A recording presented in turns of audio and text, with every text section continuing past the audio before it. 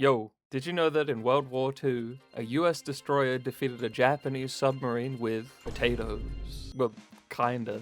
It's the 5th of April, 1943, and the USS O'Bannon is patrolling around the Solomon Islands when suddenly the radar made contact with a surface Japanese submarine 9,000 yards away, or in real measurements, about 8.2 kilometers away. On their way there, I guess you could say they were keeping their eyes peeled.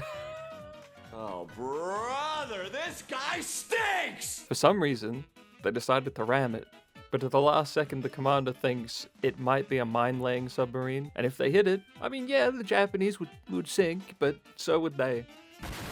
So instead, they do a sick drift right up beside it. But here's the kicker. The Japanese lookout was asleep on top of the sub and didn't hear anything until the Americans had pulled up right next to them. And as you can imagine, they woke up a little horrified. The O'Bannon tried to point his guns down to shoot at it, but they were so close to the sub that the guns couldn't point that far down. So, the Americans and Japanese just kind of stood there awkwardly for a bit, staring at each other, until the Japanese began running toward their 3-inch deck gun attached to their sub.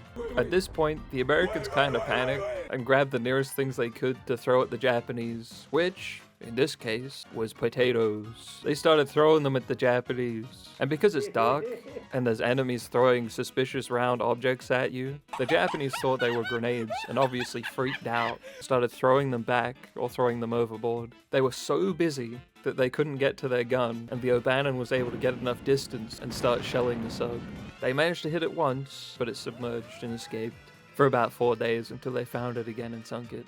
Anyway, the story spread pretty quickly in the US, so fast that the Association of Potato Growers of Maine heard about this, and because they were using their potatoes, made a plaque for the O'Bannon that was mounted near the crew's mess hall. I would usually say where you could go see it, but unfortunately it went missing in the 1970s.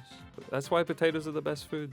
Think about all the things you could do with a potato, right? Come boil them, mash them, put them in a stew, you know?